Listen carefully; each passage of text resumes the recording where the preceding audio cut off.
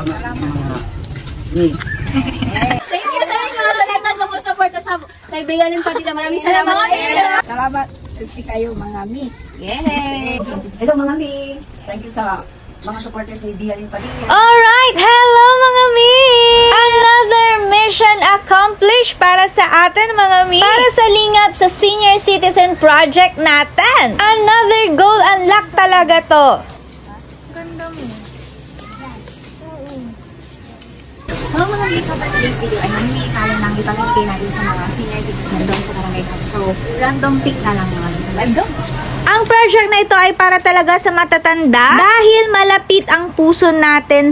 By the way, hindi ko sariling project to dahil meron akong kasama na bumuo ng project na to. Basta, Good Samaritan siya! At syempre po, kung wala ang tulong ng mga supporters namin, ay hindi magiging posible ang project na to. Kaya taos sa pusong pasasalamat kay Sir Manuel Arnel Cabal, Tita Jovi Palaganas, Ma'am Genevieve Dumantay, Ma'am Janice Orieta, Sir Rodel Fulgencio, Sir John Jamilianos, and yours truly mga mi. Hoy, baka isipin nyo mga mi, tumatakbo ako sa barangay lilipad lang. Cherry, hindi kasi iba yung fulfillment mga mi kapag nakakatulong ka. Kahit maliit o kukonte, at least alam mo na may natutulungan ka. Napakasarap sa feeling nun. At dahil nga para sa senior citizen ang relief na ito, ang mga binili namin ay yung pwede nilang kainin gaya ng gatas, yung fita, yung Quaker Oats, noodles, sotanghon. Hindi tayo malaking tao pero meron tayong malaking puso. By the way, thank you sa kapatid ko na napakasipag, and then paki-follow na rin siya dahil nag-vlog na rin. Thank you mga mi. Uy, akala talaga nila nangangampanya ako mga mi. No, for the no. In fairness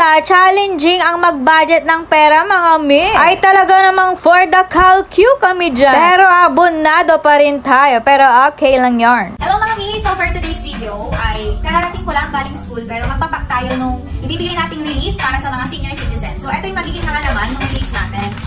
Alaska na powdered milk. Ayan. Tapos meron ditong Quaker Oats.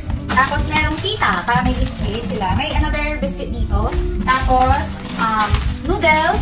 And then, meron tayong sotanghon dito. So, kada pack po ay worth 300 pesos. So, makakabuo tayo mga mi ng 20 packs para sa ating mga senior citizen. Hindi man ganun karami, pero at least may mga matutulungan tayong pamilya. So, start na tayo sa pag-pack. Let's go mga mi! So, ayun na nga, after natin magtrabaho, ay for the pack na tayo nitong mga pinamili namin. Saturday, nung namalengke kami mga mi, and hindi na kaya ng time dahil meron pa akong ibang ginawa. Kaya pagka-uwi kahapon, ay for the pack na, nagpatulong na ako sa aking kapatid. So, ang gagawin pala namin na pamimigay nito sa aming barangay ay random na at pinili na lang namin yung mga mas nangangailangan talaga na senior citizen. Bali nakabuo kami ng 20 packs para sa 20 na pamilya. Bagaman pagod sa maghapong trabaho, hindi ko pwedeng hindi gawin to dahil gusto ko to. At syempre naglagay na rin pala ako ng stickers ko mga mi para sa ating mga bibigyan. Ayan, so ready na yung ating mga ipapamigay. Akala ko ay kinabukasan ko pa ipapamigay pero sabi ng papa ko for the go na raw ipamigay na namin para matapos na ang project.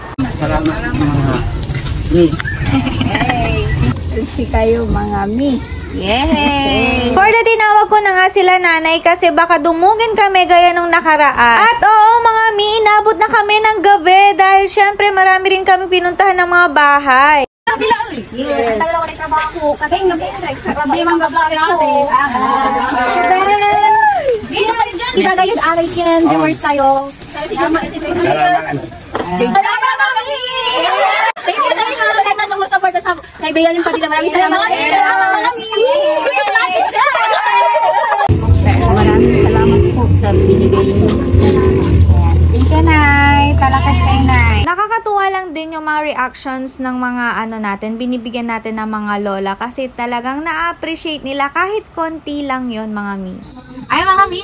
So gabi na, hahanap pa tayo ng mga senior citizen na pwede natin bigyan ng goods. Grabe mga mi, habang pinapanood ko to, sobrang saya talaga ng puso ko na nagawa ko to sa tulong ng mga sponsors and supporters natin. Mga supporters ni Dialin Padilla. At isa ako sa mga beneficiary sa project niya. Thank you. Salamat sa inyo. Nagdang walang magmahal. Salamat po.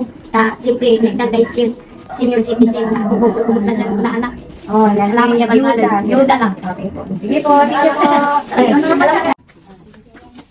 Nakakapagod man yung ganitong tagpo ng buhay. Pero pag nakita mo yung resulta ng ginagawa mo, lalo na kapag yung mga taong natutulungan mo, grateful sila sa mga bagay na naibigay mo. Yung maantig mo ba yung kanilang puso? Tsaka makita mong nakangiti sila. Ay, ano ba yan? Naalala ko tuloy si lola ko. Dati kasi nung nabubuhay pa siya, siya lang naman din talaga yung pinaka natutulungan ko. And kahit na wala na siya, alam ko na natutuwa siya, proud siya sa akin. Why am I doing this? Siguro kasi natutunan ko to sa mga magulang ko, especially kay Papa. Lodi ko talaga ang Papa ko pagdating sa pagtulong sa tao. Kaya I thank God for giving me the opportunity na magawa ko kahit sa pinakasimple at pinakamaliit na paraan. Alam ko na marami tayong napasaya mga mi. Maraming salamat po sa lahat ng sumusuporta kay mi. Sabi nga nila, piliin mong maging mabuti palagi. Hindi man lahat ay naging mabuti sa'yo. Hayaan mong ang Panginoon ang magpala sa'yo. Kasi kung mabuti ka, God will love you and bless you 100-fold. Again, maraming salamat mga mi. So yun lang for today's video. See you on my next vlog. Bye mga mi!